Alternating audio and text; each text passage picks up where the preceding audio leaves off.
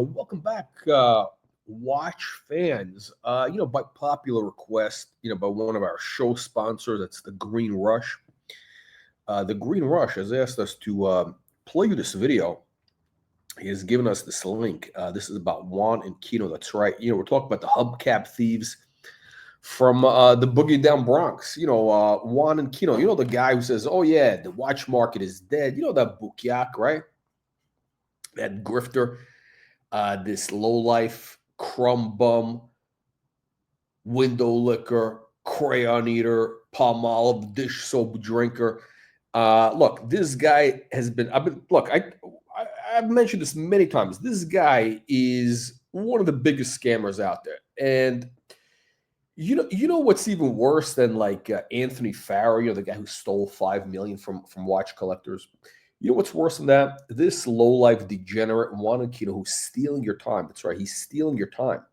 Your time is more valuable than money because this guy, he's fleecing these naive watch collectors. He plays the same damn videos over and over again from years ago. Literally, the guy reruns the same videos under new thumbnails. Okay, and then he just said he's got the same broken record. The watch market is dead. This Rolex is this. Listen, this guy knows nothing about watches. Okay, this is we proved this the other day. He literally knows nothing. I mean, look, he knows modern Rolex and AP wholesale prices, whatever. He's got a WhatsApp subscription to whatever. He's in a WhatsApp group. That's it. Like him and every other bukiak, right? Now this guy thinks he knows about vintage watches. He doesn't, right? And we proved this. He opened his fat, stupid mouth about the Patek Philippe ellipse, and we proved him to be a complete moron, knowing absolutely nothing. Okay, literally, the guy is zero information. What do you expect from these Puerto Ricans? Listen, if you've seen that movie, The Departed, the Leonardo DiCaprio, the famous line, hey, all these Puerto Ricans, they think they know everything. But if they knew shit, they wouldn't be Puerto Ricans. You understand this? Trust me. Listen, all you got to do is look at this AOC, Alessandra Ocasio-Cortez, the congresswoman or whatever. That's Juanita's illegitimate daughter. That's right. That's the illegitimate daughter. You don't believe it? You Google it. Now, Juanita does not eat burritos in Puerto Rico. They eat rice and beans, and they eat plantains, chorizos. It's like Cuban food. I think so, right? Yeah. Anyway, the only thing is the Cubans don't steal hubcaps. The Puerto Ricans in the whole Caribbean, the Puerto Ricans are it's like the la isla de cucaracha, the laziest people. I mean, listen, you go around the Caribbean, the Jamaicans are always hardworking, industrious. All the Caribbean people, except for the Puerto Ricans. Okay, the Puerto Ricans, because they get free money from America. I don't know how that happened. But anyway, these guys, they come to America, they fleece the country. They're all on welfare, stealing our money. And this Juan and Kino. All right, let's see what this guy has to say. Because listen, I don't want to talk bad about this guy. Let's see what Brendan Boswell has to say. And Brendan Boswell, he's another crayon eater. Listen, I have nothing against it. I think he's a person. I think he's a great guy. I mean, I don't know. I don't know him. I think he does a very good job. I'm not a fan of like Rolex Tudor. He's a fan of like basic watches, which is fine. Whatever. He talks about the same Rolex AD bullshit, whatever. Which is again, people want that. It's great. It's just not my thing. But I think he does a very good job, right? Like he this guy actually produces like legitimate content. And apparently, Juanita did a video about him. And so this is what he's got to say. He reminds me of Brad Pitt. Hello and welcome back to the channel. Somebody sent me a link to Opus' latest video. And in that video, he talks about me. He does, but he doesn't use real names because Opus is a bit of a coward. He ran 100% coward. This guy is a total coward. This guy sitting there in Miami in his fucking tract house with his cheap prints and his fucking track suit. In his backyard, he's got thousands of hubcaps stacked that he stole, and he's got coral stone tiles, marble tiles he steals from various job sites all over Miami that he resells. This guy's a lowlife. That's right. We need your donations. We need your donations now. Unbelievable, but true.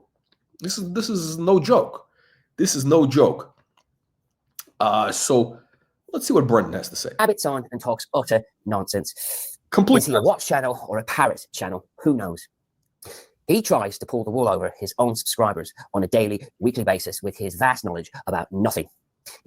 Yeah, listen. Again, this guy understands. Juanita and Kino knows like zero. He knows absolutely zero. Okay, Juanita knows zero about watches.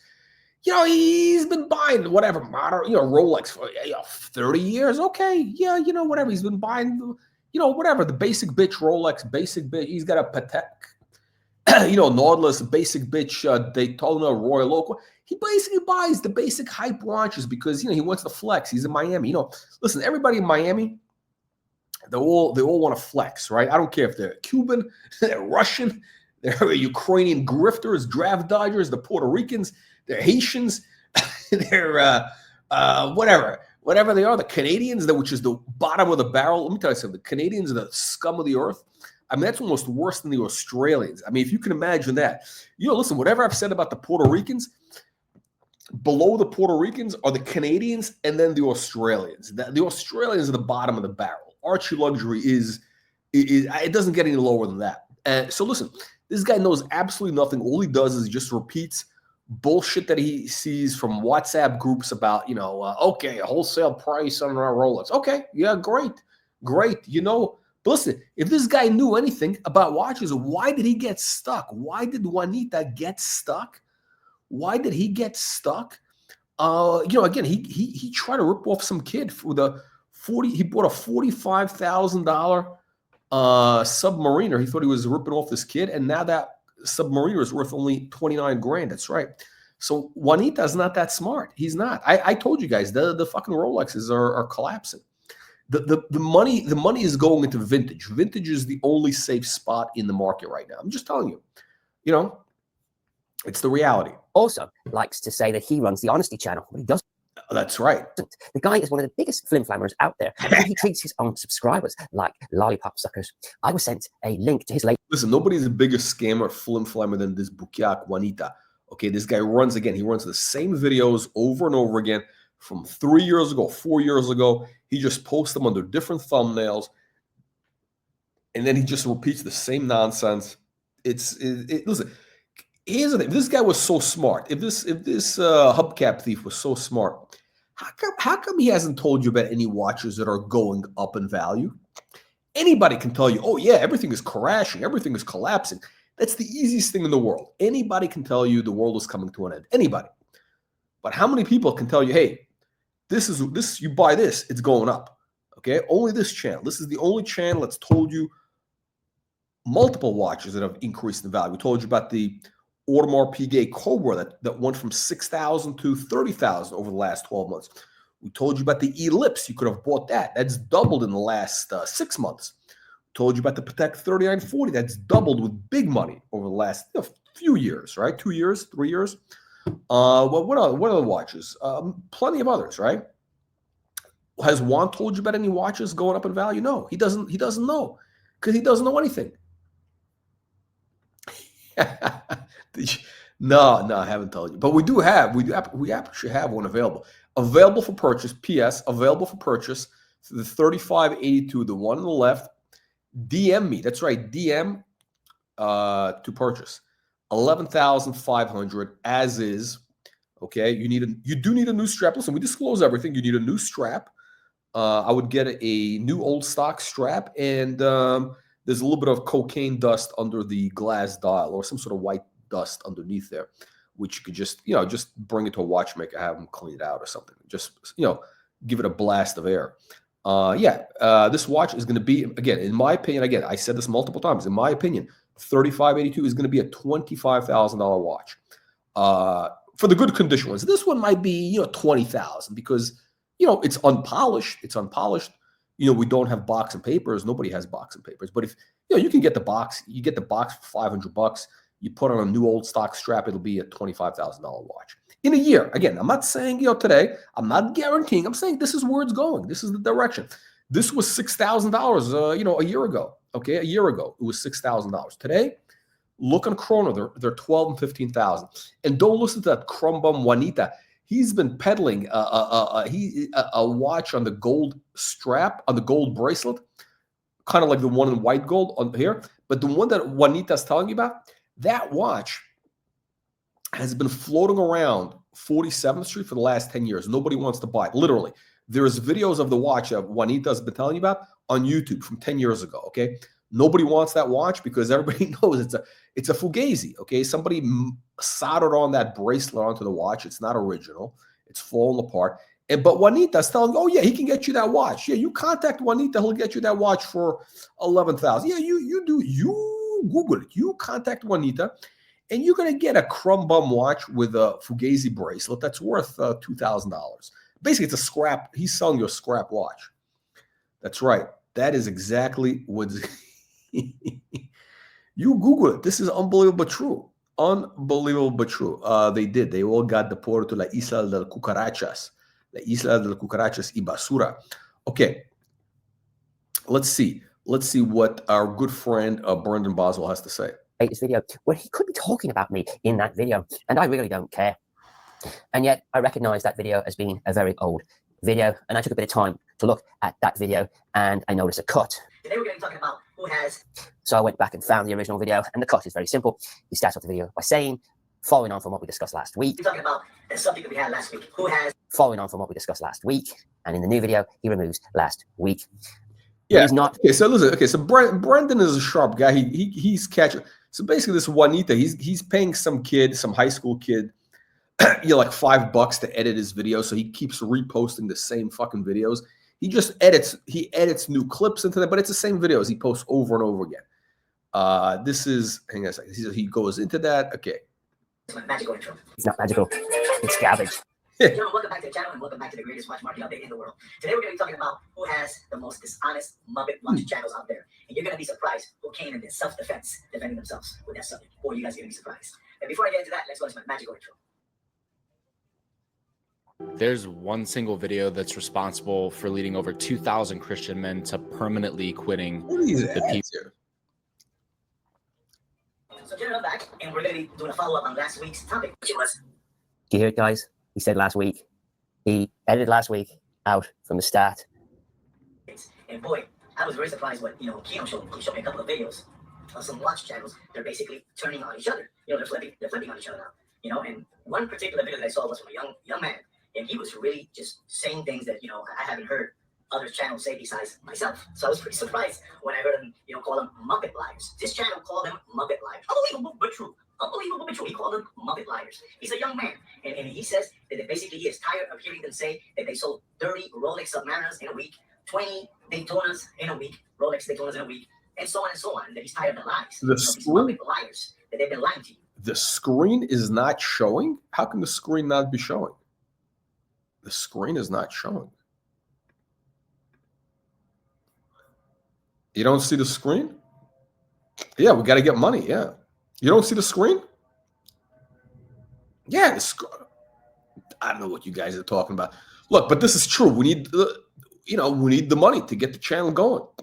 It costs millions of dollars. We didn't get any money in last week. So, this is what happens. What do you expect? I mean, we had, last week we had Steven Spielberg, working in the control room. We had Marty Scorsese here, producing, and now we weren't able to meet the payroll. This is why you guys need to send money so we can pay these top production talent to get this going for you. Okay, it's not this stuff is not free.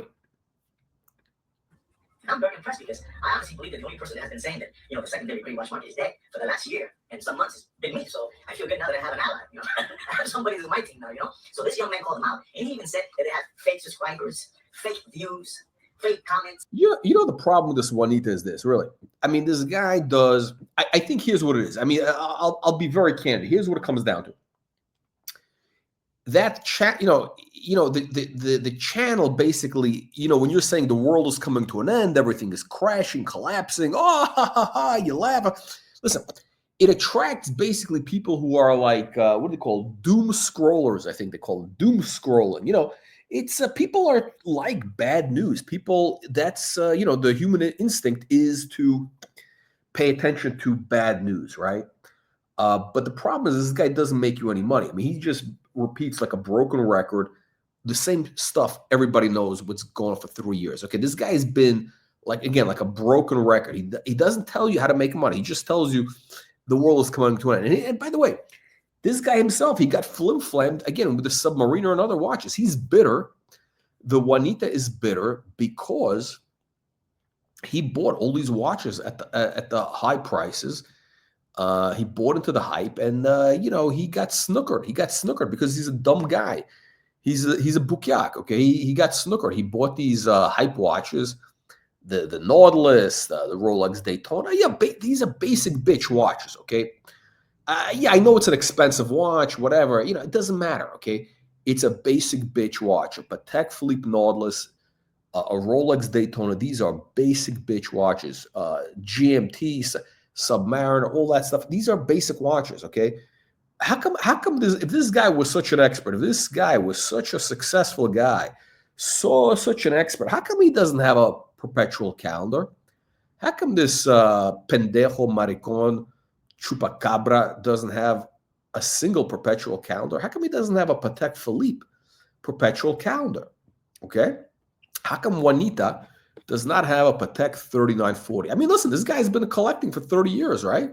He could have gotten it cheap. I mean, if he was a real connoisseur, listen,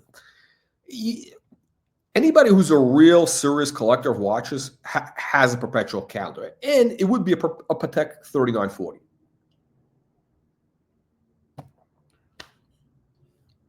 If they don't have that watch, it means they're really not a player. They're not a player. That's what it means. Juan has that's true. That's what Juan does have. He's got one in his culo. You don't know what that is? You Google it. Yeah, you ask Juan. Juanita, papi, ¿dónde es perpetual calendario? Horologio perpetual calendario? Yeah, this guy, how come he does not have a single perpetual calendar? Well, he's got our basic bitch watches that impress just low lives, guys who work at car washes, bus boys at Versailles restaurant on 8th Street in Miami. He doesn't he doesn't have serious watches. He's got fucking basic Rolex, this Juanita. And fake likes, they're all book, book clicks, from these farms, book farms, book click farms, unbelievable, but true. So I was very impressed with this young man. And this young man that I'm talking about, which I believe you guys should go take a look-see. He's out of anyways, Juanita's complaining about clickbot farms and how everybody's buying clicks, they're buying likes, they're buying subscribers. Juanita is the biggest fraud of all. He posts the same damn video 5-10 times in a row, literally. He posts videos 5-10 times in a row from 3 years ago under new thumbnails because he figures more content is. He doesn't want to create the content because he's got nothing to say. It's the same fucking broken record. I mean, that's more dishonest than somebody buying 1 million subscribers. Kingdom. He's out of the United Kingdom. Gentlemen, you guys have been fleeced for too long by these dishonest, cheating, hoodwink, hucksters, and grifters for too long. So you have to thank this gentleman out of the United Kingdom, this young fellow. You guys should go take a look at his channel. He's very impressed with the way he spoke, and he we just needed one channel to flip, and the rest will keep on flipping. Unbelievable but true. So you gotta take a look at this channel. He reminds me, this young kid has Hollywood looks. He reminds me of Brad Pitt. Unbelievable but true. Brad Pitt, unbelievable. So go take a look at him. He's out of the United Kingdom, and he's one of the channels that Keon told me to take a look at. So I could see what he was saying, and boy, he had a lot to say about the secondary grade watch market being dead. They say it in their own style, in their own way. I say the secondary grade watch market is dead. That's right. And he's gonna say it in a different format. He reminds me of Brad Pitt, and he's trying. Gentlemen, welcome back to the channel and welcome back to the greatest watch market update in the world. Today we're gonna be talking about the subject that we had last week. Who has the most dishonest Muppet watch channels out there? And you're gonna be surprised who came in their self-defense, defending themselves with that subject. Boy, you guys are gonna be surprised. The most dishonest watch channel is the Juan and Kino show. And before I get into that, let's watch my magical intro. So, gentlemen, I'm back, and we're going to be doing a follow-up on last week's topic, which was what country has the most dishonest Muppet watch channels out there. and we were talking about the United Kingdom and the United La Isla de la Cucaracha. La Isla de la Cucaracha is the center of all dishonest watch channels. Yeah, all the illegal migrants, they all come to Miami. They've snuck in, but now they've been deported. I mean, it's unbelievable. Who is Kino? Kino is that's the guy that's being sex trafficked. Juan is sex trafficking. Kino, poor sweet kid Kino.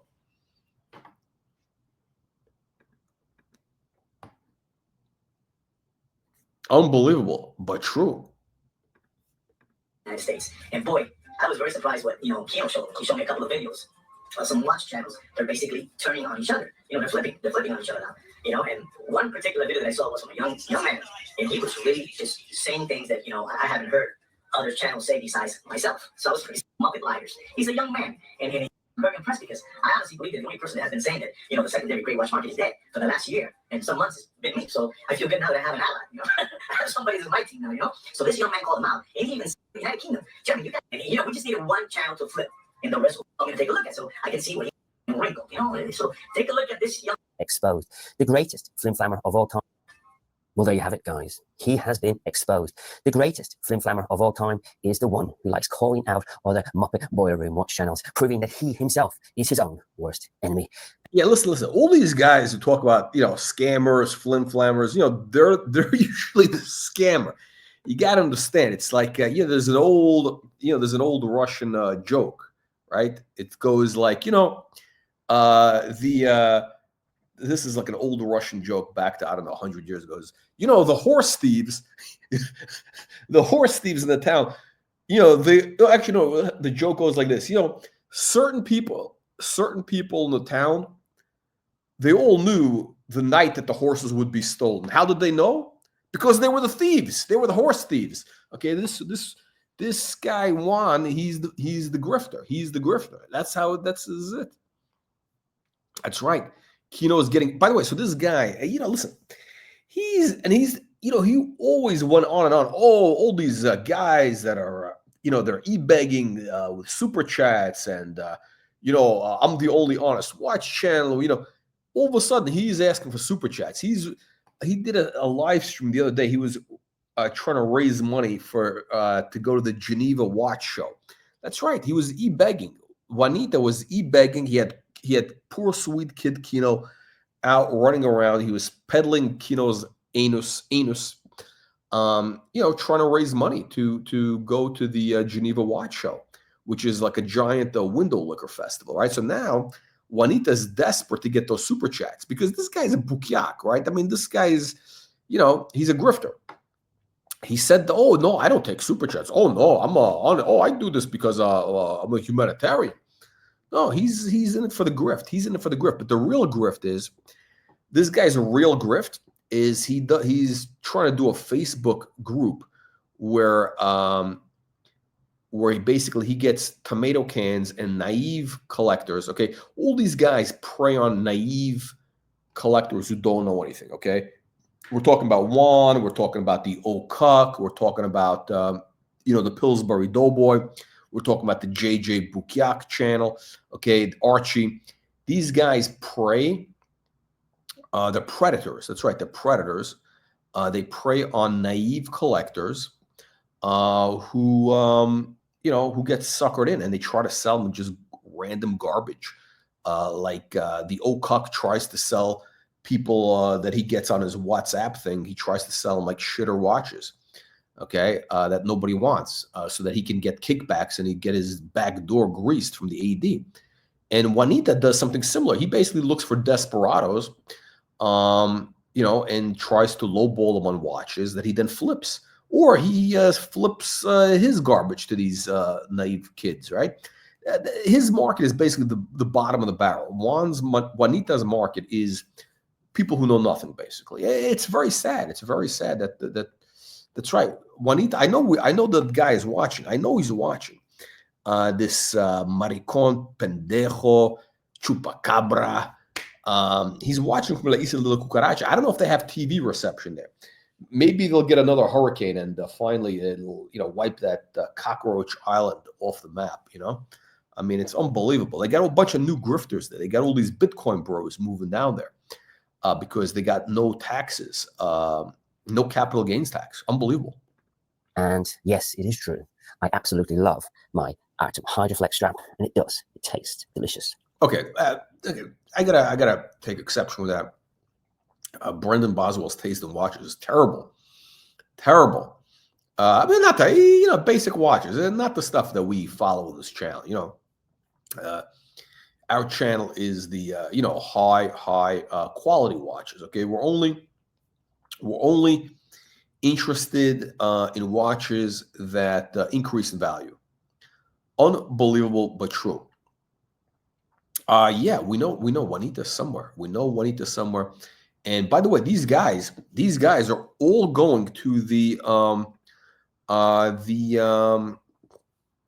Watches and Wonders, the Geneva Watch Show, which is going to be a giant window liquor festival. A bunch of bukiaks and grifters.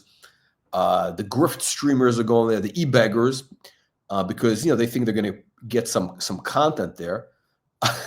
No, he's got no Arnold. No, I mean, he's got the these bros. It's the Rolex bros. I mean, listen, I can't say anything bad because the reality is 99% of the planet likes those watches. Hey, I have a few basic Rolex watches. I think everybody is going to have. And there's nothing wrong with Rolex. It's boring. It's boring as shit to talk about it all day.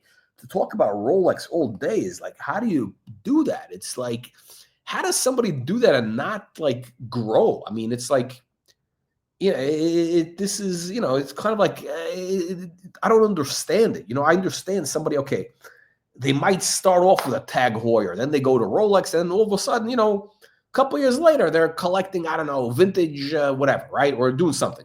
And some of these guys, they're just stuck. They, they get into the Rolex, and that's all they do. They talk about modern Rolex all day long, or some other. Yeah, it's every peasant has it. Every peasant has it. It's unbelievable. Yeah. So the Geneva Watch Show is going to be a giant window liquor festival. I mean, I don't know what the point of going is. If you're like a watch collector, what are you going to do?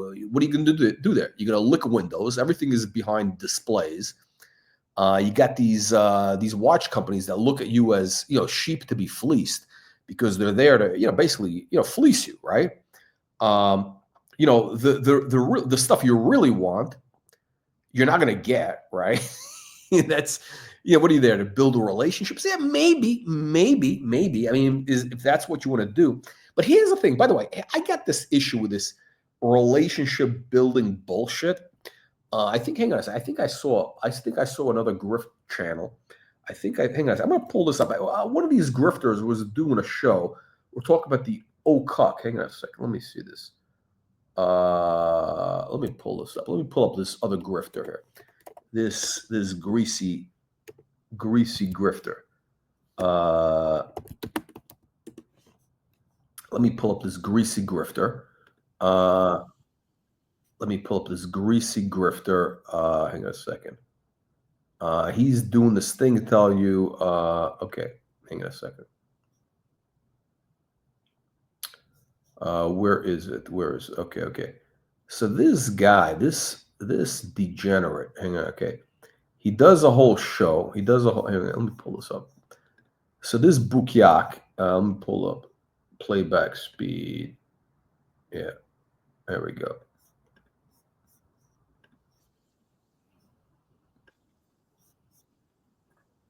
If you don't kind of tell us everything, you just over communicate.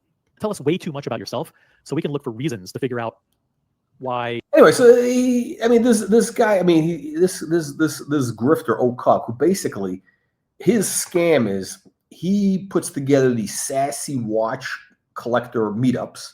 Okay, this guy is like a I don't know. He's like claims to be a family man, but we know he likes to spend a lot of time with young gentlemen in his hotel rooms. We call him the groomer. I mean, he's got a reputation as he's got an eye for certain young Latino and Asian gentlemen, young above legal age, but he's I don't know, he's always traveling with him in his hotel rooms. A lot of weird, creepy stuff. He says a lot of weird, creepy stuff. He's, now again, nobody's caught him having, intercourse with these gentlemen, but something is going on. Something weird and creepy is going on. And and of course his cousin is a registered sex offender, Anthony Weiner, the disgraced politician. That's his. I think it's either like his cousin or his his brother or something. Or they're related. Something is up there, right? There's a connection there. The guy's a registered sex offender, right? So something in that family is really screwed up. Anyway, he does this video because his grift is he puts together these sassy watch meetups, again, with naive collectors. And then, here's what he does. He's very clever. I mean, the guy's he's cunning. He's cunning. He's not a cunning linguist, but he's cunning, right? He's a scammer, basically, right? Scammers are cunning. So he basically, what he does is he goes on all these different live streams. He started off with Tim Wright. Again, this guy knows, he actually knows zero about watches. He started collecting, I think, during COVID, right? This is, everybody knows, right? All of a sudden now he's a world-class expert, he says, right? Scheming. Basically, he's weaseled. He's a weasel. He's weaseled his way with a couple of retailers and dealers. And what he does is he takes their unwanted stuff, the garbage they can't sell, and he pawns it off onto the naive suckers in these watch meetups on these forums. For example, I'll give you an example. He offered Uzi, Uzi, that guy, the tomato can. I mean, Uzi is basically like a mongoloid, right? He calls up Uzi. I mean, of all people, like he's doing him a favor. Like, he hates Uzi, by the way, but he calls him up like he's doing, hey, Uzi, I can get you an Air King at retail. All you got to do is just wire the money to the dealer. I'm just doing it so I can get like a retail credit. Because what he does is he gets these kickbacks and credits, right? But who wants an Air King? An Air King is a garbage watch, which is going to drop in value. That's why. How else would this guy have access to it, right? Or he offers him like a Booker or whatever garbage watch, right? That's what this guy does. So anyway, he does this video, and basically what he's trying to do is, I think he's okay. So by the way, here's my thing with this AD bullshit. These people talk, oh yeah, how do you get the AD? Listen, if you can afford, right? If you can afford, let's say, a watch for 50 grand, okay? If you could afford a watch for 50 grand, it means your time is worth money, okay? It means your time is worth probably $1,000 an hour or more, right? If you're buying a $50,000 watch, you probably, your time is worth $1,000 an hour. Most likely, if it's not, you probably can't afford the watch, right?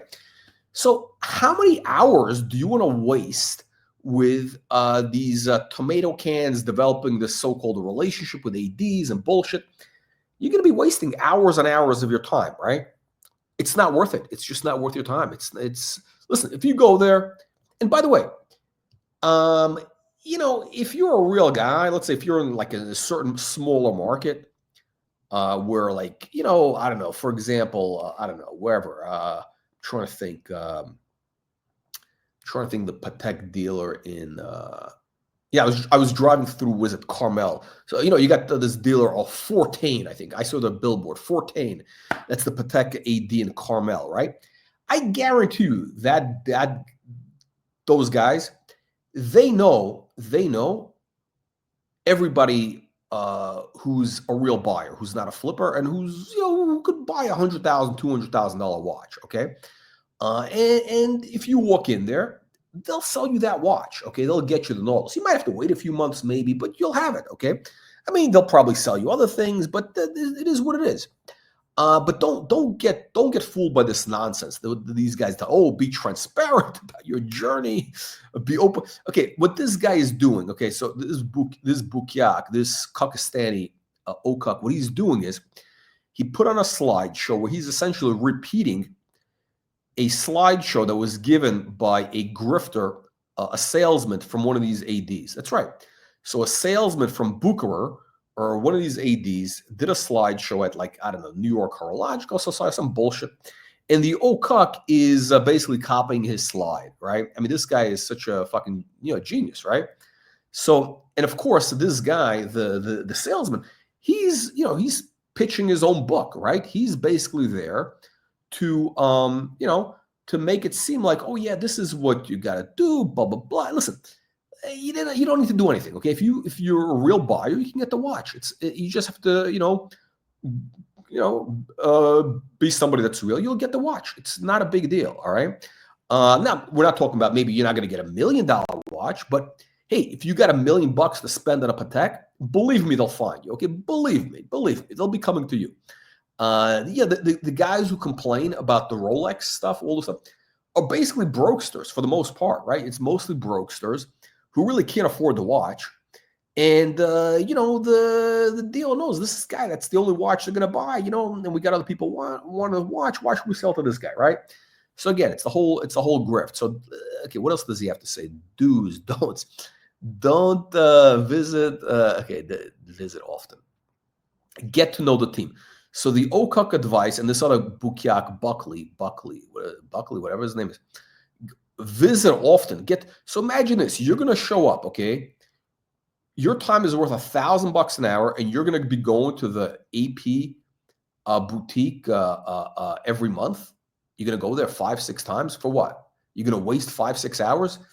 You can be using that time to make money. You're going to waste time with a bunch of deadbeats, a bunch of salesmen who can't even afford to change their tires on the car. I mean, come on. I mean, if you're willing to spend 6-10 hours on this nonsense, you're better off just, buying it on the gray market and maybe paying a small premium, or you wait. That's it. I mean, don't play this nonsense game. Believe me, there's plenty of better watches out there. You don't need to do this nonsense. What else is he saying? Don't be a jerk for a lot. Don't shop with multiple AD. This is everything these guys are doing, right? Don't ever badmouth. Don't compare yourself to other customers. I mean, this guy is like telling you like stuff like this is like hilarious. I mean, it's hilarious that he's like, passing himself off as like the expert of whatever. I think the grift with OCUC is that he's basically looking again for naive suckers to groom. I think that's his thing. He's looking for these young boys that he can get into his web for illicit purposes. I'm not even joking about that. I think that's the creepy thing that's going on there. This is what we're seeing is some weird shit is going on there. I mean, really, it's. By the way, when you think it sounds weird, it's weird. There's a lot of these people are fucking weirdos in the watch community. Listen, you got this guy Curly, Don Corleone, Curly. This guy's not even a collector. All he does is talk about other watch channels. I mean, this guy Curly, he does a 6-hour live stream 4 or 5 times, 4 times a week. And all he does is talk about the grifter of Venice and the one-eyed Whitaker out of Tempest. I mean, how do you do that? I mean, you got nothing better. This guy invest hours, like 20 hours a week talking about these guys. He doesn't even know anything about. Curly doesn't even care about watches. Why? So I mean, it's weird. It's some weird shit is going on in this watch community. Okay, it's just weird. Yeah. I mean, listen. Look, Uzi. Listen. I respect the fact that Uzi is, he's a productive citizen. He's out there stealing cars or whatever, stealing hubcaps, stealing, what is it? Yeah, how many hours a week is Curly investing in these streams about that's what these things are. It's a bunch of grifters and groomers. Not a joke. I mean, we heard from Watch Nicholas about the creepy, weird shit that OCUC was saying to guys. I mean, he focuses in on these, young guys. He's got a type. Okay, he's got a type. It's just bizarre. It's bizarre. Yeah. Exactly. You got to check your hubcaps because Juan and Kino, they're out there. They're out there. They're shipping them back to La Isla de Cucaracha. Yeah, I mean, listen, it is what it is. It is what it is. You really have to watch out for these live streams. This is the only live stream you can actually trust. Unbelievable, but true. Oh yeah, that's right. We have the that's right. Oh, we have to. I forgot to send the link. The link. That's right. We're gonna have the Las Vegas Horological Congress at some point. That's right. We're going to have the Las Vegas Horological Congress. It's what the peasants would call a meetup, in quotes. Okay, the peasants would refer to this as a meetup. We call it a horological congress. It'll be a meeting of a congress where like-minded connoisseurs welcome Baron Red. Hey, Colonel. Yes. Can you hear me? Tell us Yeah. about Congress. Oh, yeah. Are you coming to the Congress? I can't because if you remember, I work for the federal government, and I have to be really careful about spending between now. Right, yeah, between now and August. So we'll see if I have a job first. No, you can't. This is a personal thing. This is not a federal expense.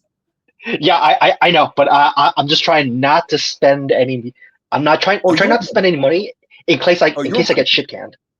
Yeah. Oh, you mean your money? Oh, I see. Oh, Yeah. I see what you mean. Okay, I thought you were saying you're going to put it on Elon's. Right. Okay. Yeah, I wish.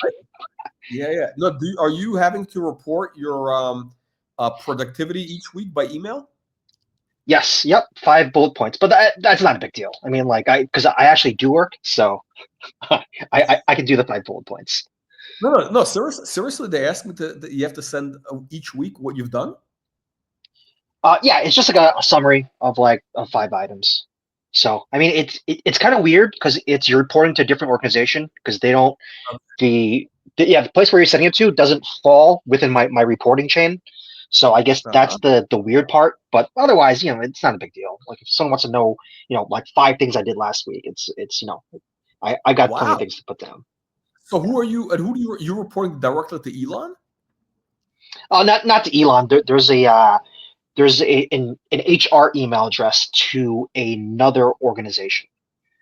Is it a Doge? No, it's OPM. I think that's it's something personnel management. Wow. This is very high level stuff there. Very high level stuff. I mean, unbelievable. Unbelievable. Yeah. We're gonna have the Horological Congress, which is gonna be a convening of minds, of the finest minds in the horological community at some point in April. I don't know, whatever. Well, listen, honestly, it'll depend on donations. We don't do shit for free. Yeah. So okay. We need we need sponsors. We need some sponsors. Yeah. So Colonel, Colonel. So if I guess if I'm still employed, I can probably come during the winter. And I heard winter's actually like a decent time to go to Vegas because I think I think the heavy tourist season I heard was the fall. That's when the hotel prices are at peak. And then they kind of start dropping off in the winter. So, I think it's all kind of like there's always spots where it's kind of slow. Like there's different spots throughout the year. It's always because it's all based on big conventions or whatever. So if there's a big convention, then it becomes expensive. Otherwise, but you can stay at the Circus. Oh, I hate the Circus. Yeah. With Watch Nicholas, you guys can split a hotel room. Oh, is that where he stays? He stays at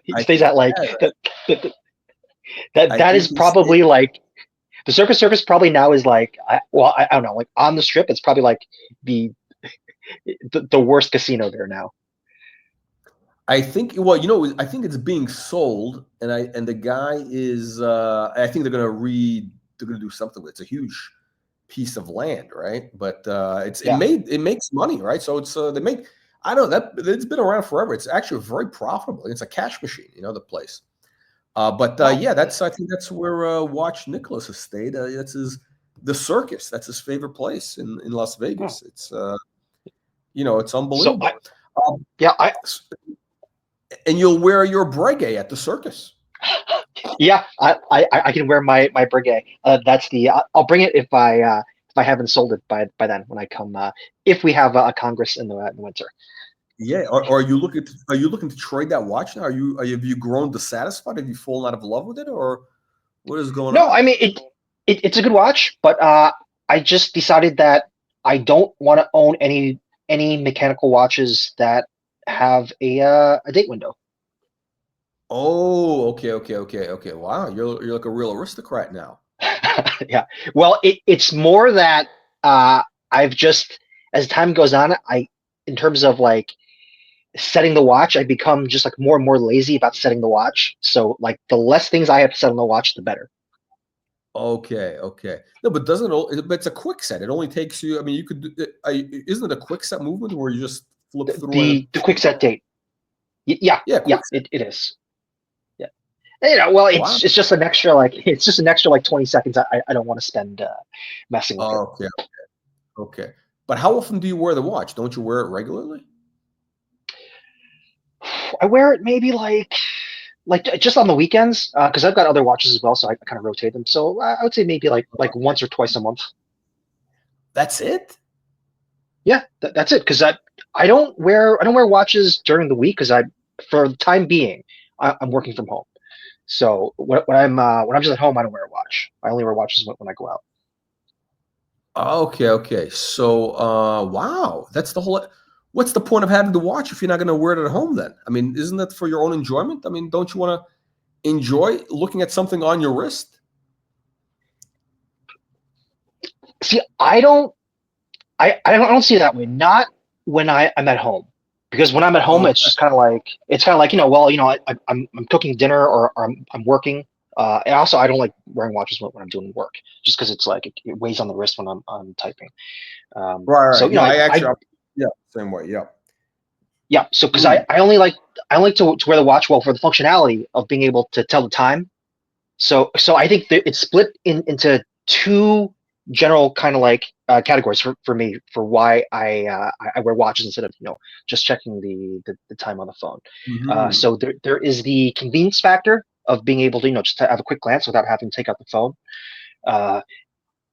So it's that, and it's also kind of like, I don't know, it's kind of like jewelry. So I would put that kind of in one category, and then in the other category is I saw this this talk by this guy Simon Sinek, and he's kind of this like speaker kind of grifter guy, but and he writes books, but he did have a really good point.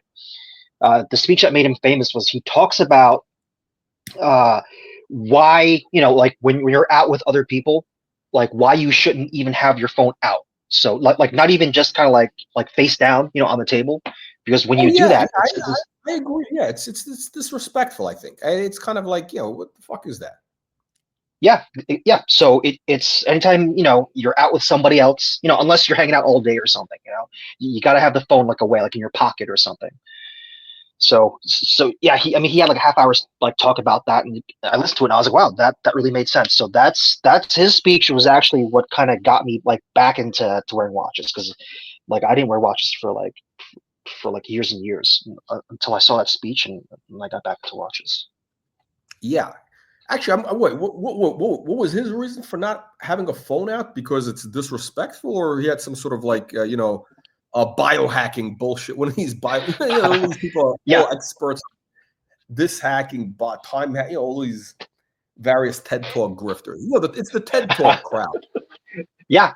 So I'll send you the video, but just for real quickly, he kind of sums it up in terms of when you have the phone out, even if it's face down, it sends like psychologically, it sends a signal to the other person that whatever is going on, the moment that you're sharing, between two people, is having conversation or whatever, and that's what kind of builds really relationships. Oh yeah.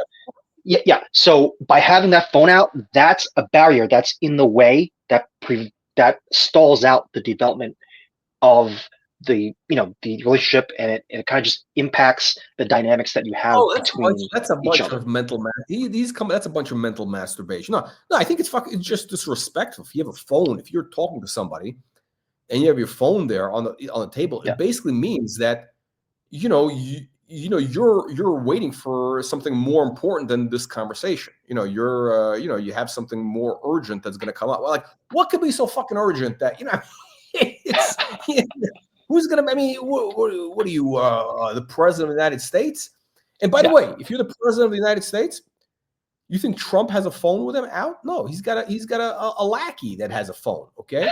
Yeah, that's right. That's how it works, right? It's like these people say, "Oh, yeah, I got Daytona. I have a chronograph because I'm a very important man. I got to time things." Listen, if you were that important, if you were that important, right, and you needed to time like I don't know, whatever it is, you would have one of your servants who would have a digital timer that's accurate doing the timing, and he would tell you what the time is. You wouldn't do it yourself, right? So a Daytona basically tells me that you're broke and you can't afford a servant and the digital timer. That's what it's telling me.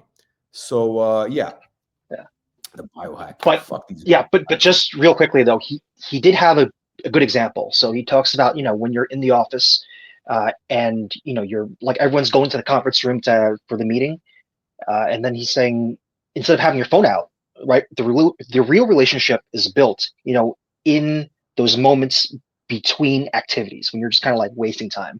So instead of being on your phone, you would talk to your coworker, you'd ask them like, let's go, hey, how's your mom doing? Yeah. And it just like little like small talk chit chat like that. And that's what kind of builds relationships. Wow. I can't believe people have to actually explain that on video these days. Well, it's, the phone's just kind of like, it's just taken over, anytime you're kind of like bored or just a little bit uncomfortable, it's the phone's got out, and then it's kind of like it's entertainment, to kind of just fill up the time. Yeah. No. It actually, it's very weird. I do see this. Like I see like, people talk. They get the phone. Yeah, it's weird. Anyway, but the bottom line is okay. So you got the breguet. I'm actually very disappointed that you only wear it twice a month. I mean, like, what's the point of having the watch? It's like that's a lot of money tied up in something you only use twice a month. Yeah, that is true.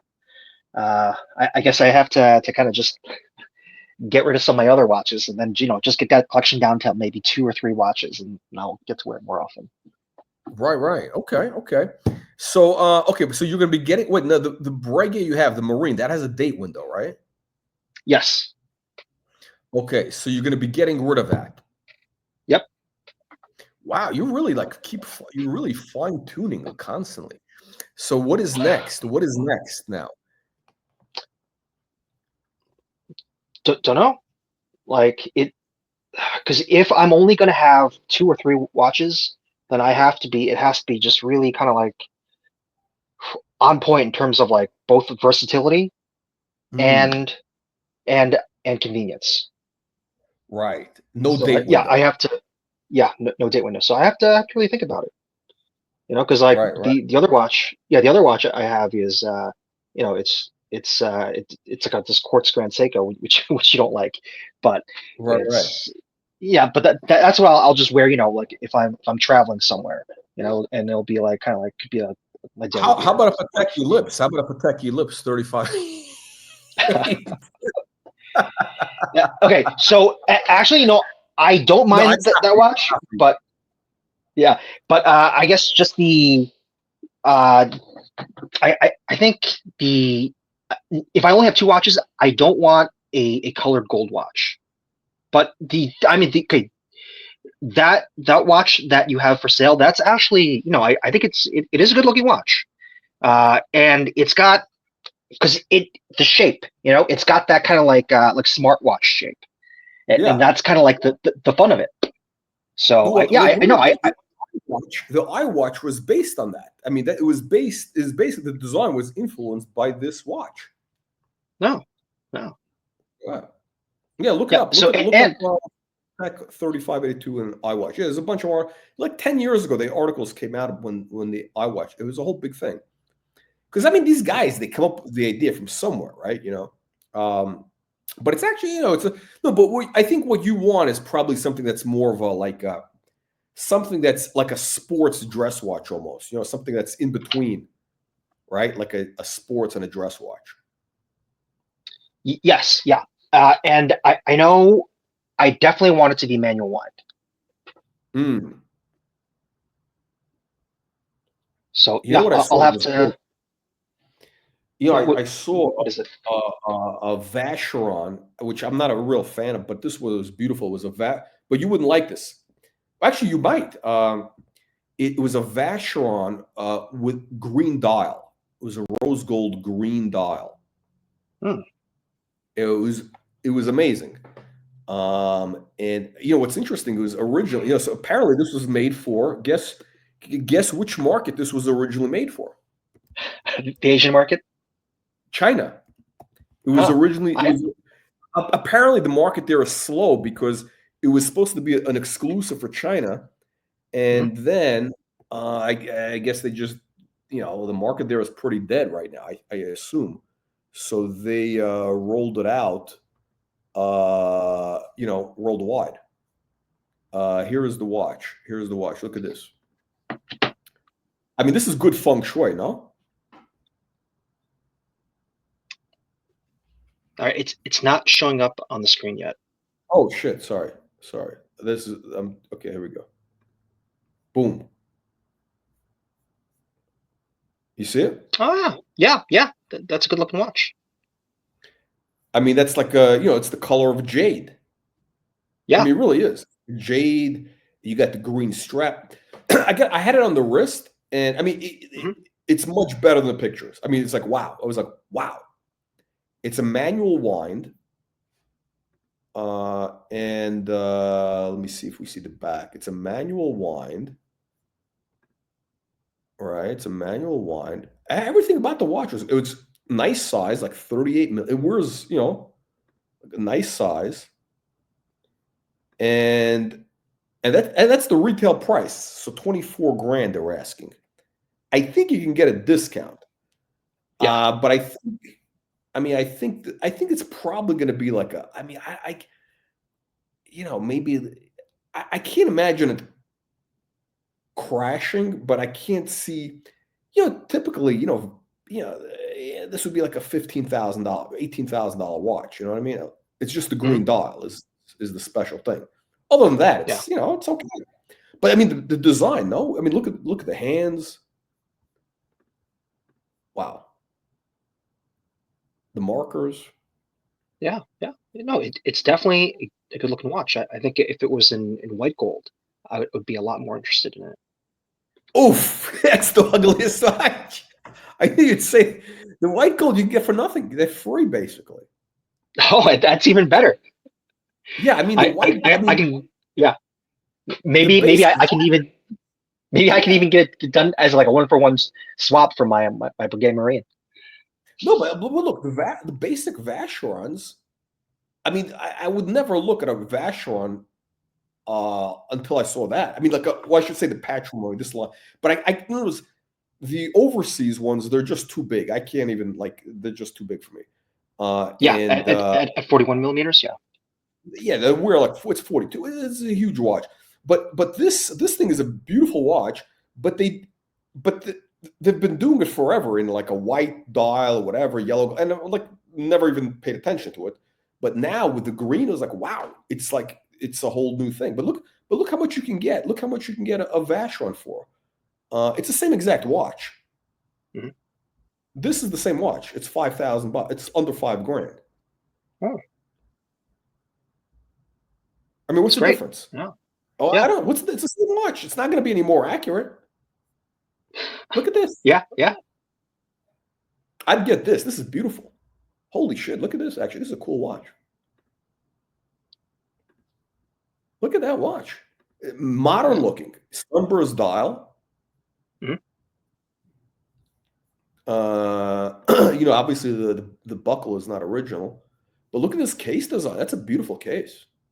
Yeah. Very modern.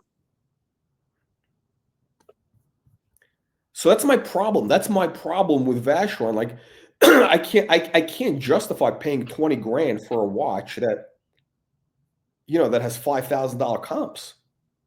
Yeah, I agree. I agree. It makes no sense.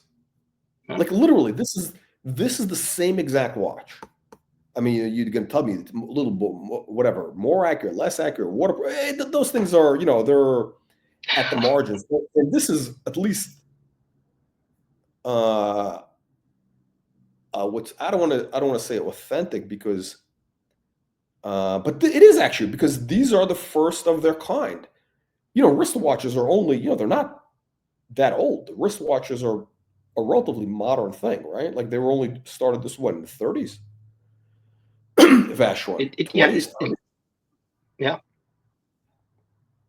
So like this design is like this was the original design. Like the Vacheron today is basically influenced by stuff they did 50 years ago. But this was the grandfather. Look at this. Wow. How could how could somebody say no to something like this? All right. And okay, so right now I'm thinking, yes, that's a good looking watch, but I'm also thinking as well, that is kind of like a basic design that I've seen on Piaget's. I've seen, Right. I think like modern, it's got modern Piaget's have the same look. I think some of the older Pateks have the same look. So I'm wondering now, is it, because if it's just going to have the same look, right? Does it just then come down to branding? Yeah, it's all like, what do you call it? It's all, it's just branding. It's all, you're all paying for branding stuff, Yeah. It's all what do you call it? We're banning this guy Magpie because he doesn't give any money to the channel and he's doing stupid. He's one of these simps from the from Chomo Stan. We're sending him back to Chomo Stan. So this is the thing with these watches, whether you talk about Patek, whether you're talking about all these others, like I just think when people talk about all this others, I said, wow, there's just so much choice out there. Like when all these guys are going crazy about the AD and this, I gotta perform fellatio to get this Rolex.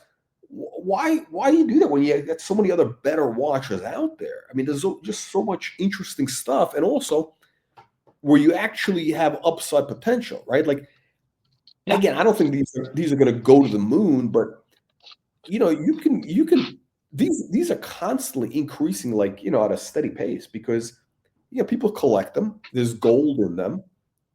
You got the gold value. There's a lot of. Look at this.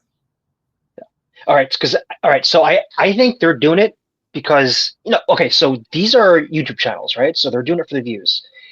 Oh, if so if you talk about the vintage, there's like everything, it makes sense, but no one's gonna watch the video because it doesn't have enough the hype behind it. So that's why they're all trying to get the Rolex. That's who watches this channel. Nobody watches this channel because we don't talk about Rolex all day.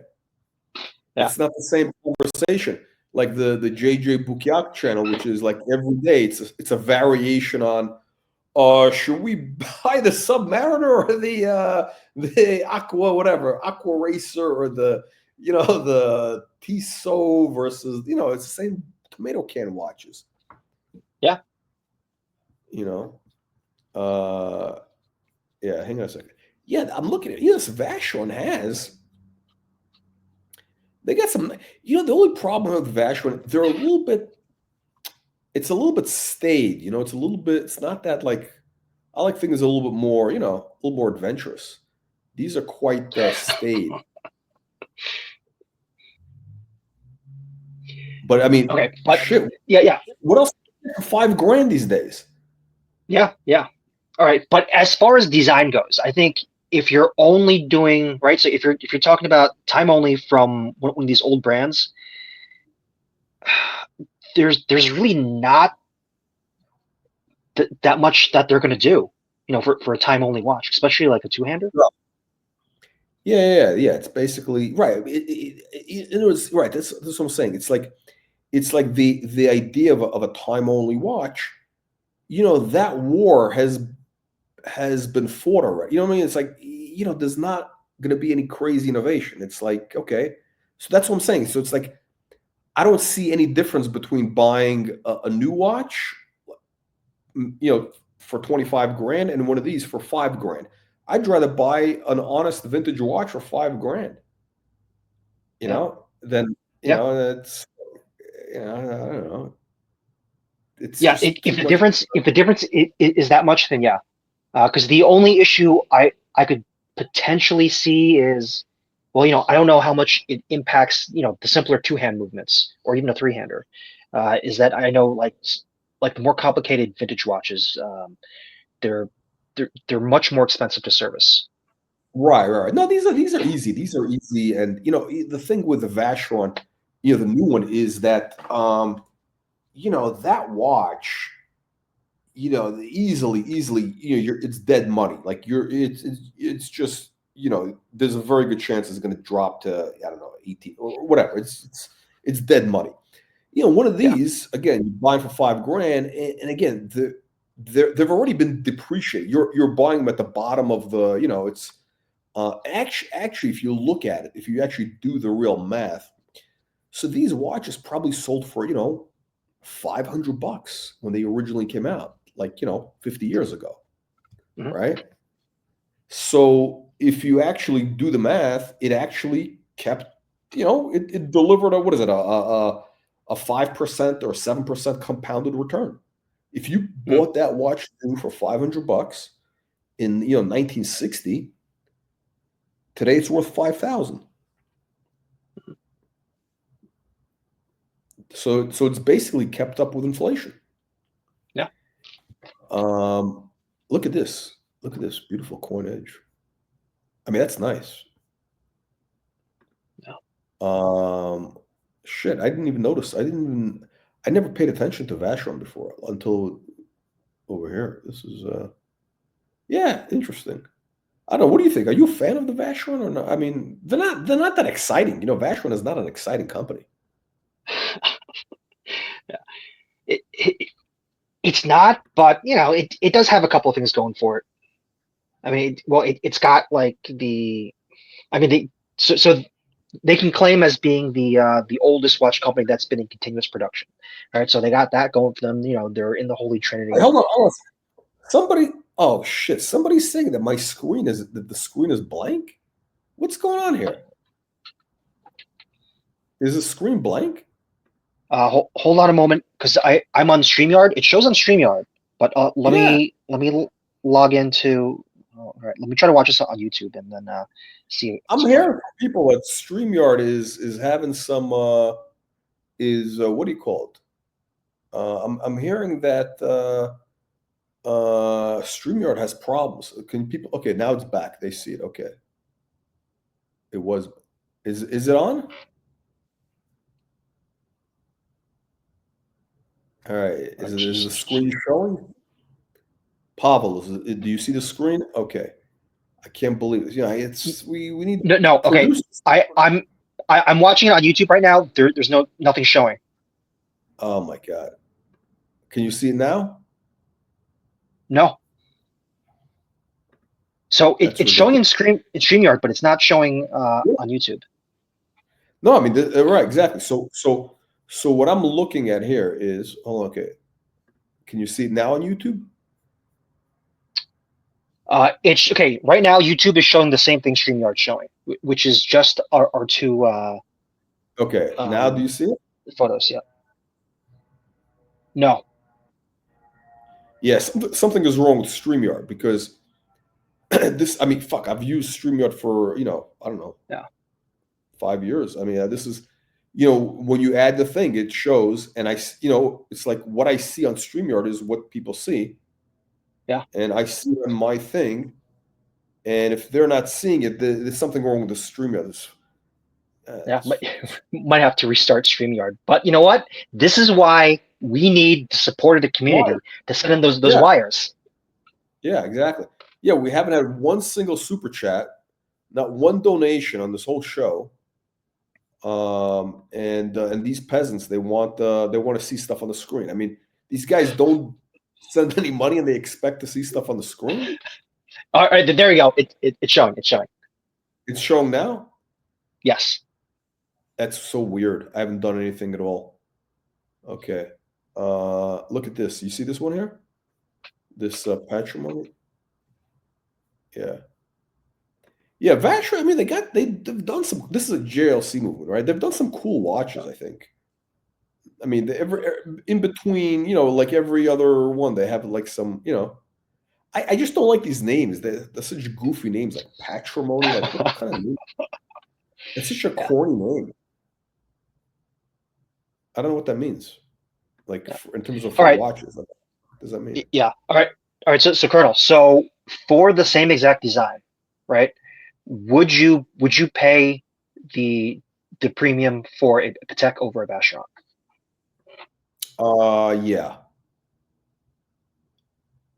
Yeah. Yeah, because Patek is, it's got a little, it has a little something extra. There's something, I don't, there's something a little bit poetic about vintage Patek, I'm not talking about the new one. I'm talking about, when you go back, there's something to them. They have a soul, Mm. There's a soul to them, which what era is this watch from? Look at this. It's a beautiful watch. 40 mil. Is this a modern watch? What is Baron? What do you think this is? This looks like this is a modern watch. This looks like a modern watch, yeah. 10 grand. So okay, this dial is 10 grand because it's black. You think it's because they're racist? Why does the black dial 10 grand and the green dial 25? Yeah. Okay. The funny thing is, like a comparable Breguet, same price. Oh, really? Yeah, because so my enamel dial Breguet. Oh yeah, that's true. Yeah. Okay, so I sold it to the dealer at 9.5, right? And it's kind of comparable. So instead of applied indices, I have they're painted on only because it's an enamel dial, right? And then so I sold it to the dealer for 9.5, and the dealers probably have a customer lined up. And they're probably selling it for I'm gonna guess around 12. Probably Archie Luggage, because I think he bought that same exact watch. I feel it's the same watch. He bought the slightly larger but cheaper version of my watch, the watch I have. Yeah. Oh my god. Yeah, I don't understand this. Why this guy's going so deep into the Breguet stuff. Did you see that video from that guy? I think he's like Danish or something, or Dutch. This is a good looking watch. 10 grand. Wow. Yeah. Which guy are you talking about? Some European guy. I think he's like Dutch or Danish, and he talks about. No, I know about. Yes. I saw that one from the last video, that the last live stream that you did. Yeah. So I watched that video before, and then I watched it when you were doing the stream, and I wanted to hop on, but I was catching up on the video at 2x speed, and by the time I finished, you ended the stream. So how dare you watch my videos at double speed? By the way, look at this. This actually is the same exact watch with a white dial. It's the same exact watch for 10 grand. Yeah. So the green dial, because it's new. This is exactly my concern with the Vacheron. Like you buy that dial, that green dial, and this is actually a nice looking dial. It's got like a texture to it. I like this. This is probably much better in person. So that's my issue. Is you buy that watch for 25 grand, and the same exact watch is 10 grand. Like you get the same exact thing. Why would I spend that? It doesn't make any sense. It's like So I see there's just too much downside. It's like, it's like the trap door opens up right beneath you. Yeah. Okay. So I would say, okay, because the same situation is happening in Rolex, right? Because they have, the different variations of each model of watch, and be like, oh, this one just has like, the text here is red, or like, there's one extra line of text, and then all of a sudden that becomes like, oh, this is a more rare model, so it's worth more. Yeah, a little bit, but yeah. I also think Rolex is also a market in itself, just because there's so much of a following for Rolex as opposed to Vacheron. Yeah. So that doesn't. Look at this. Look at this. This is right up your alley. It's almost like a breguet. You see this? Yeah, but it's got too much going on. Really? Yeah, it's too many subdials. I'm looking for time only. Oh yeah, for you. Yeah. Yeah, I actually like this. Where is this guy? What country is this? This is Tromostan? Oh, he's in Serbia. That's Bear Clooney. Wow. That's a cool watch. Yeah, this is like a charming watch. 10 grand. I think it's a little bit high, but Mhm. This is beautiful. Yeah, this is like, I mean, this is what we're talking about, like real, yeah, traditional. Yeah, this is the tradition. This is the watch. White dial is 10 grand, green dial is 20 grand. Yeah, it's crazy. It's it's insulting. That's what it is. It's really literally this is the same thing, right? It's just insulting. But for 10 grand, this is not a bad deal. Yeah, but what's the? Can you check the size? Is it the same size? 38 millimeter. Yeah, 38 millimeter. No, it's actually it looks like a modern watch. It looks timeless. It looks like it doesn't look like a fussy. It doesn't have that fussy Patek look. Patek now, the Calatravas, they look fussy. This one looks like this one has a much more cleaner, more contemporary look than Patek. Yeah. I know what you're saying, because some of the watches, it looks like the time period for which it was designed. Like you look at it and be like, no, this is a watch from like this period, and some of them should have stayed there. Yeah, I love this. I mean, I think this is a really good deal. I mean, I'm surprised it's so cheap, because like if you look at Patek, a same Patek is like what of this is like what, this is like a brand new watch basically. This is like 2020 whatever 20, but a Patek now, a Calatrava is going to be what, in the 20s for a new Calatrava, I think, right? And this thing is, can you even get one in the 20s? I think they start maybe in like the low 30s, 32 maybe.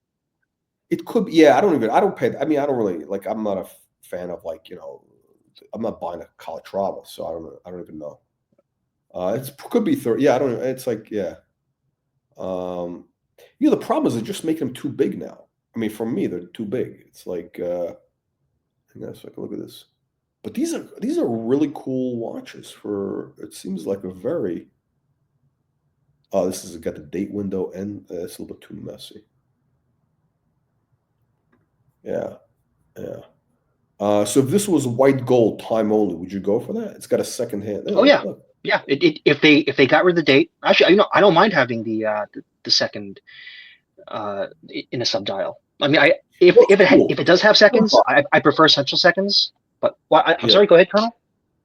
No, the second in a subdial I think is cool. I don't like the big. I like it in a subdial. It makes it more, like. I don't know, just it's more calming. Yeah. Okay. So I heard, I used to be into the second subdials, but then I heard a really compelling argument for why central seconds is better. Basically, it's saying that if with the shorthand, you can't see the clean sweep of the seconds hands. So they said, if it's a subdial, it might as well just be quartz. But when it's mechanical, when it's in the central seconds, you see the clean sweep. Oh.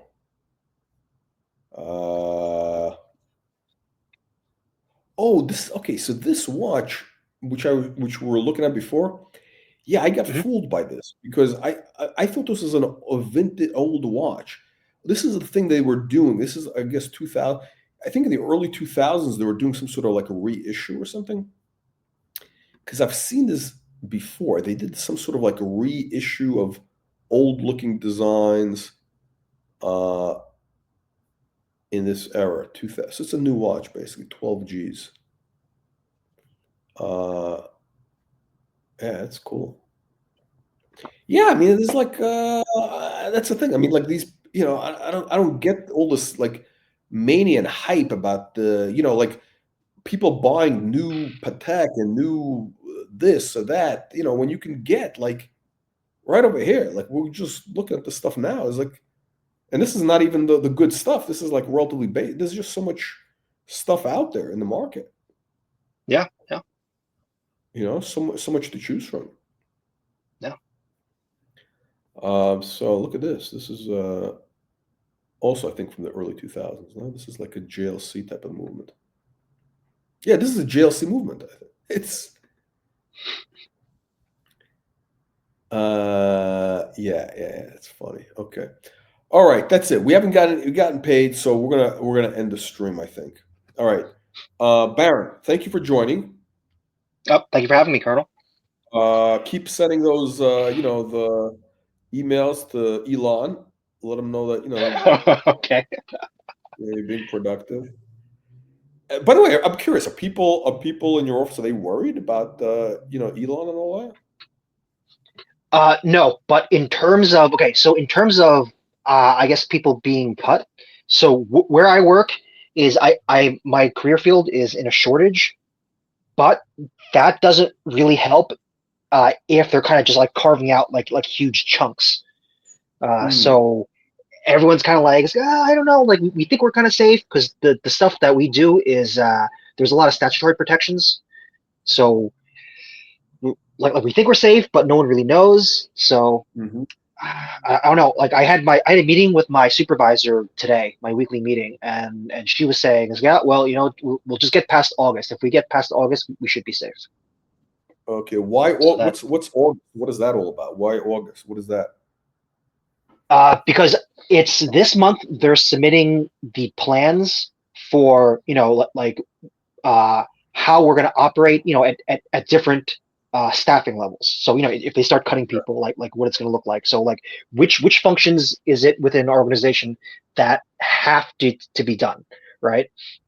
It's things that are kind of like, so the government does like let's say they manage public lands, right? And then you have some places that are like for example, right, like the Bureau of Land Management in the Pacific Northwest where I am.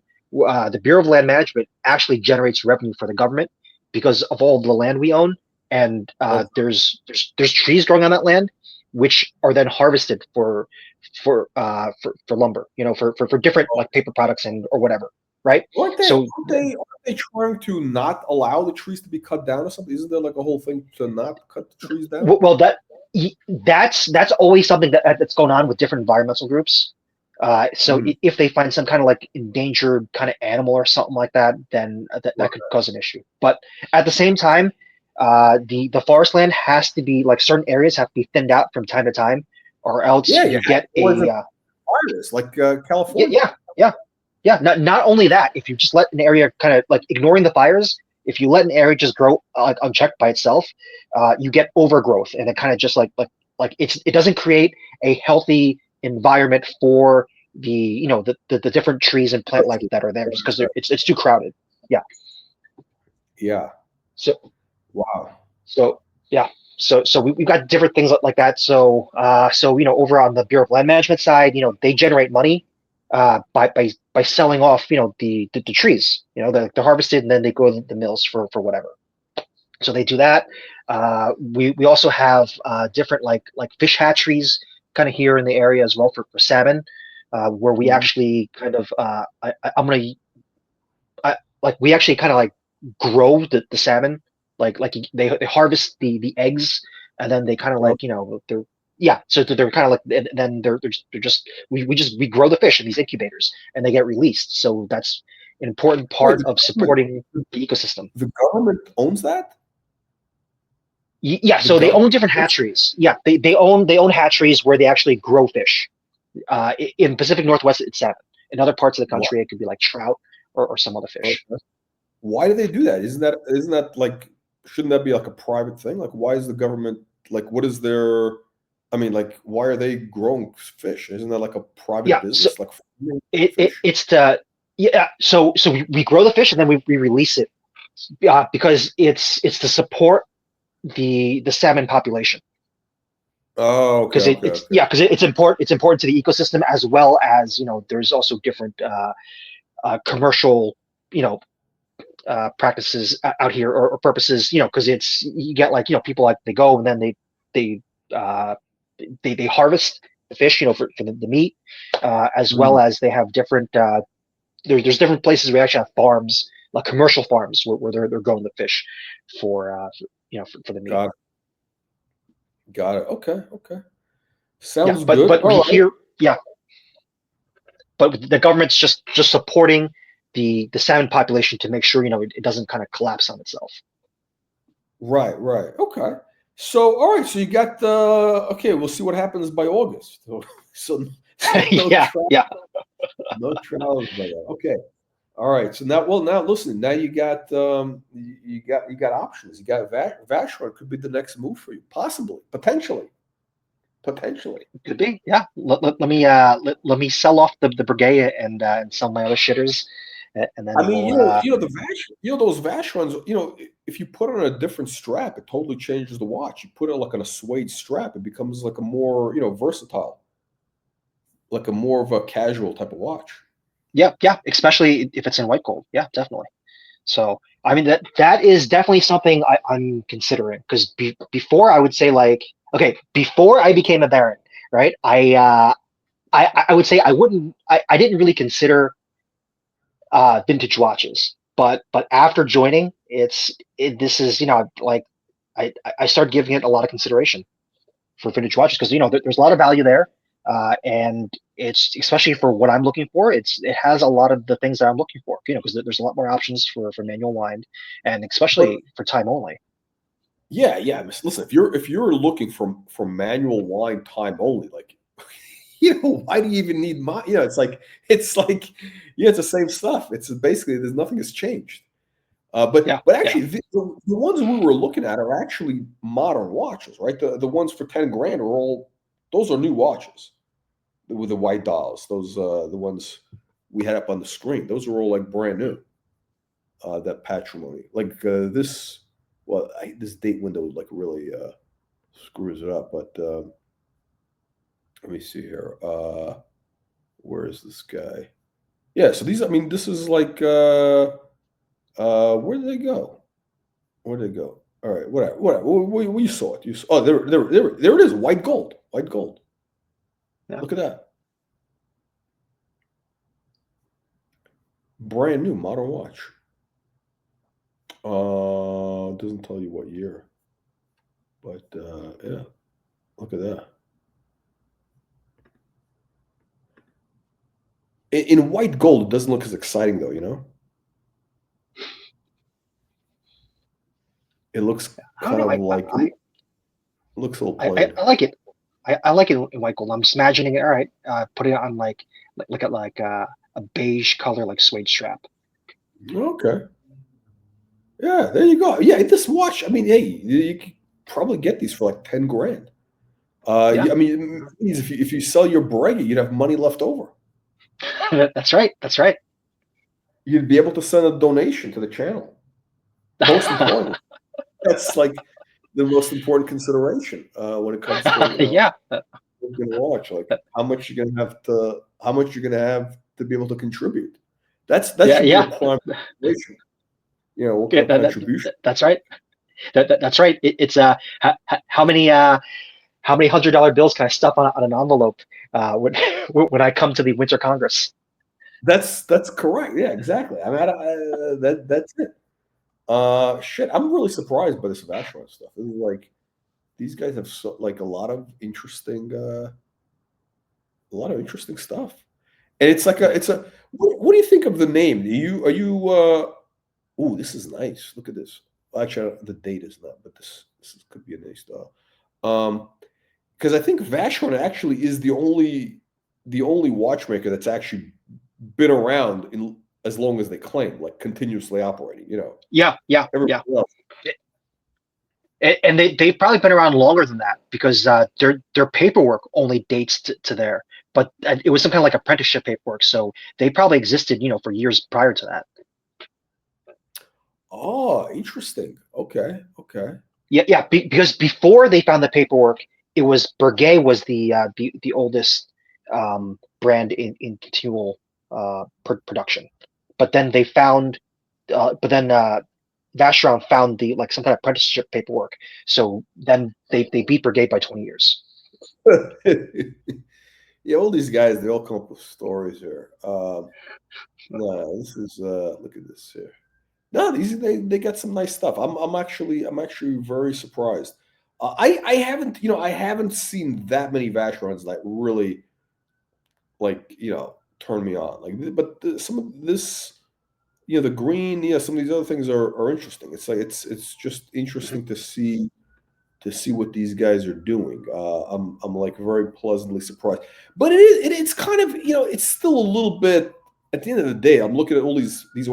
They're all very, kind of boring. You know what I mean? They're just very Swiss boring. It's kind of like very clean, elegant. It works, but it's not exciting. It's like it's like a Lexus. It's just okay. You're not gonna have anything. Yeah. It's not. It doesn't have the emotional. It's not like I don't know, like an Italian car. Yeah. Where you never know what's going to happen. That's part of the excitement. Yeah. Right. Look at this. This is the blue dot. This is a blue dot. Look at this. Wow. No, the green dot I think is the best one they make. Yeah, this is not as good. Yeah, but it just goes to show you. Yeah. Okay, Baron, thank you for joining. And we'll see you. We'll see you on the next one. Yeah, see you on the next one, Colonel. All right, talk to you later. Bye. AMF peasants.